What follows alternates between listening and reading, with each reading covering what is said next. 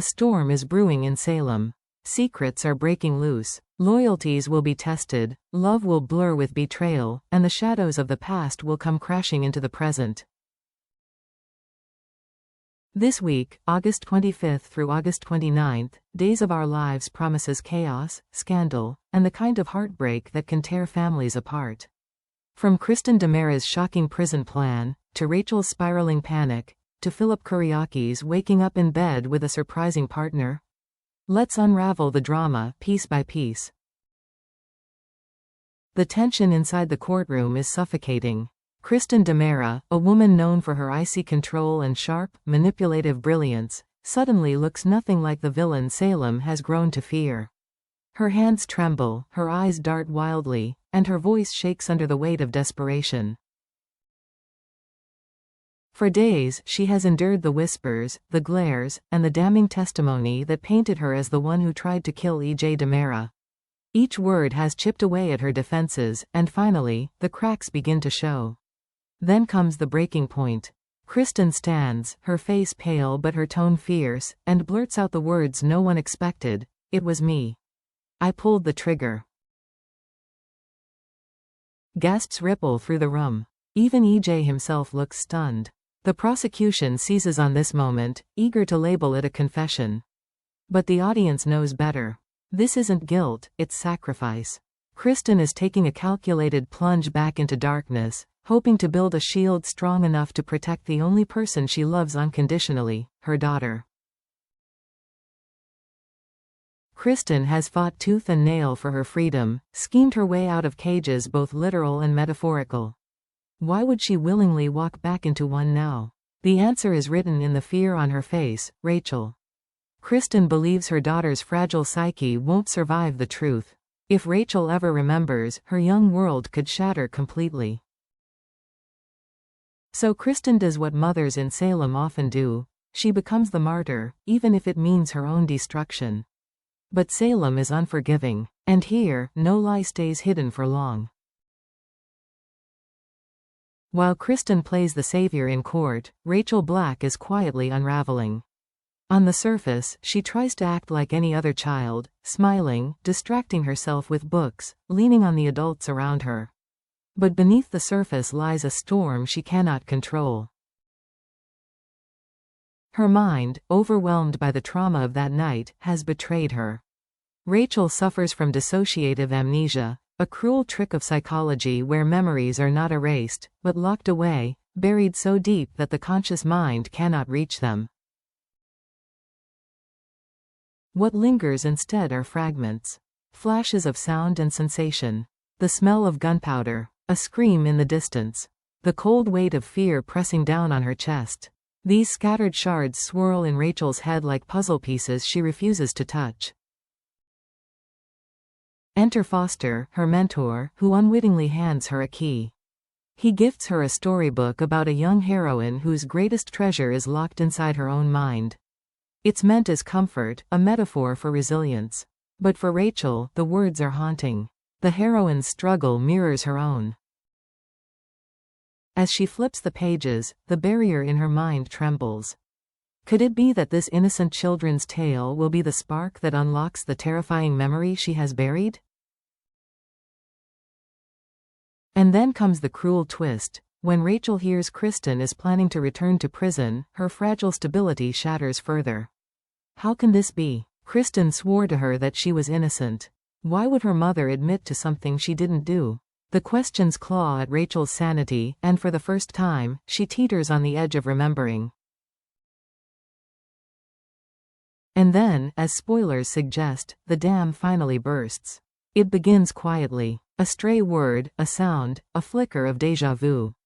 And suddenly, Rachel is no longer in the present, she is back in that moment. The moment where everything went wrong.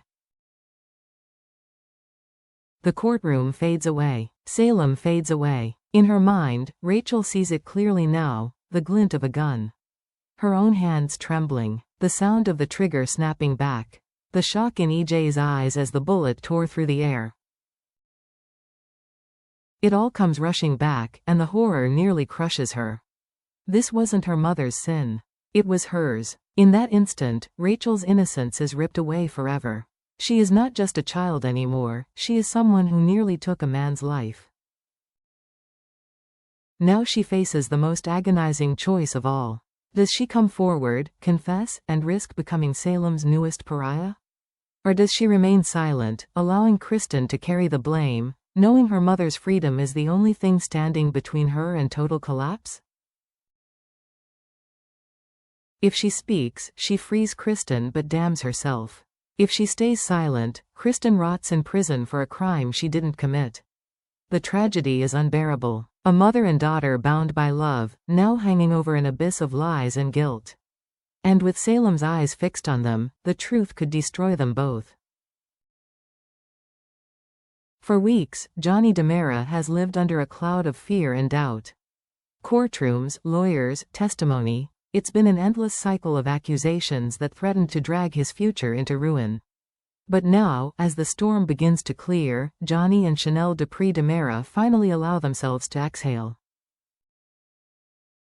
There's a tenderness in their reunion, relieved smiles, stolen kisses, the warmth of two people who fought their way through the fire together.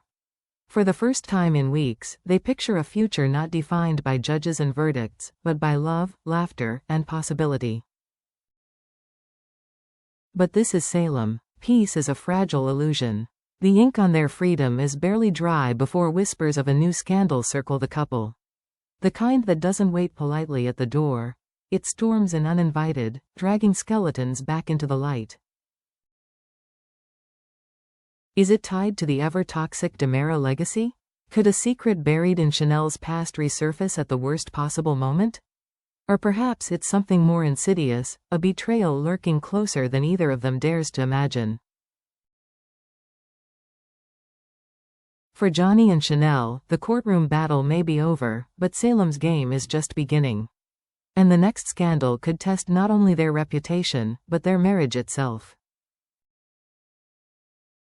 Meanwhile, across town, another storm brews, one of passion, ambition, and dangerous temptation.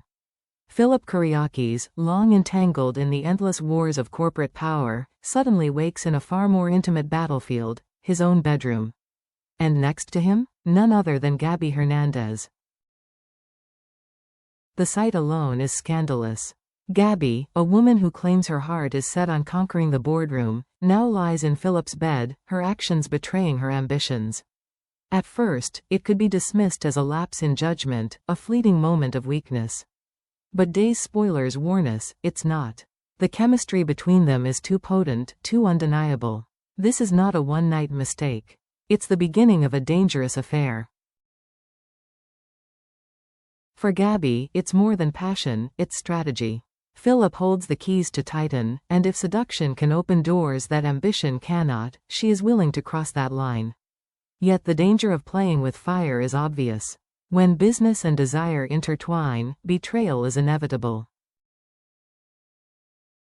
Will Philip see Gabby as a lover, or realize she may also be his greatest manipulator? And for Gabby herself, will the hunger for power blur into genuine affection, leaving her trapped between her career goals and her heart? One thing is certain, their entanglement is a ticking time bomb.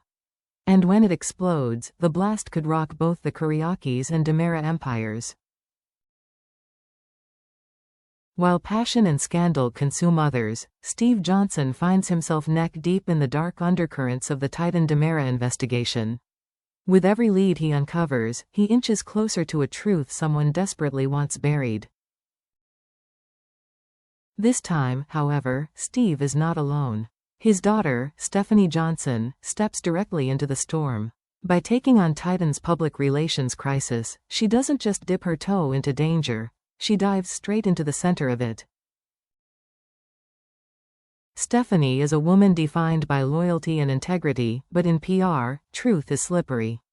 She will be asked to polish lies, bury scandals, and paint over the cracks of corruption. It's a test that could push her moral compass to the breaking point. The conflict is more than professional, it's personal. Stephanie's loyalty to her father pulls her toward exposing the truth, while her duty to Titan demands she protect its image at any cost. Each choice she makes risks alienating someone she loves, and each silence she keeps becomes another secret in a city already drowning in them. Will Stephanie stand by Steve and tear open Titan's darkest secrets, even if it destroys the company? Or will she, like so many others before her, choose survival over honesty, and let Salem's tangled web of deceit grow stronger? Either way, one lesson is clear. In Salem, the price of truth is just as dangerous as the weight of lies.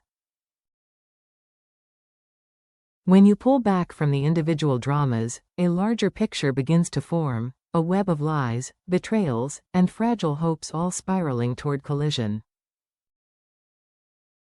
Kristen's false confession is more than one mother's desperate gamble. It is the thread that could unravel the entire justice system in Salem. If her lie is exposed, it won't just be Kristen who pays the price, it will cast doubt on every piece of testimony, every ruling, every truth the court has claimed to hold. Rachel's fractured memory is not just a child's struggle, it is Salem's ticking time bomb. The moment her mind unlocks the buried truth, lives will be destroyed. Will her confession save Kristen, or will it condemn her forever as the girl who nearly killed EJ? Salem has never placed such devastating weight on shoulders so young. Johnny and Chanel's brief moment of calm feels like a cruel joke. Their laughter, their relief, it is the eye of the hurricane. Because Salem always takes its pound of flesh, and the scandal waiting for them may be far darker than the trial they've just endured. Philip and Gabby's passion isn't just lust, it's the kind of entanglement that topples dynasties. A single night in bed has the power to shift corporate power, ignite feuds, and entangle two families already drowning in decades of grudges. Their private scandal could explode into a public war. And then there's Steve and Stephanie, the father-daughter duo unknowingly caught in the gears of something larger. Their battle with Titan isn't just about corporate image, it's about truth versus survival. If they push too far, they risk being crushed. If they stay silent, corruption wins again. Each storyline is not separate, it is a fuse, all burning toward the same explosion. And when the fire finally reaches the powder keg, Salem won't just be bruised, it will be transformed. The cost of lies has never been higher. Because in Days of Our Lives, secrets don't just destroy relationships. They burn through entire families, entire legacies, until nothing is left but ashes. And Salem is standing right on the edge of that fire. So as the week of August 25th through August 29th unfolds, remember this: every smile hides a shadow, every victory hides a cost, and every lie is only one heartbeat away from collapse. This is not just another week in Salem. This is the week when bonds are pushed to breaking, when lovers cross lines that can't be uncrossed, and when the truth threatens to rip through the heart of the city. Kristen, Rachel, Johnny, Chanel, Philip, Gabby, Steve, Stephanie. Each of them stands at the edge of a cliff. Who will rise from the chaos, and who will fall into ruin? Only Salem holds the answer. This is not just drama. This is Days of Our Lives.